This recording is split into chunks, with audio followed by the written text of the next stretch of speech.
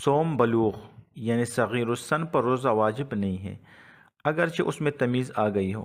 تاہم جب بچہ 7 سال کا ہو جائے تو اسے روزہ رکھنے کا حکم دینا چاہیے، اور 10 سال کا ہو جائے اور اس میں طاقت روزہ رکھنے کی ہو اور روزہ نہ رکھے تو اس کی سرزنش ضروری ہے۔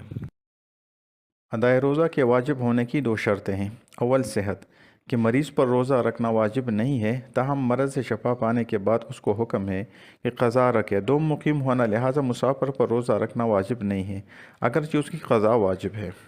روزے کا فرض ادا ہونے کے لیے بھی 2 شرطیں ہیں، بشمول ان کے ایک حیض و نفاس سے پاک ہونا ہے، چنانچہ حیض اور نفاس والی عورتوں کو روزہ رکھنا درست نہیں ہے، اگرچہ روزہ ان پر واجب ہے۔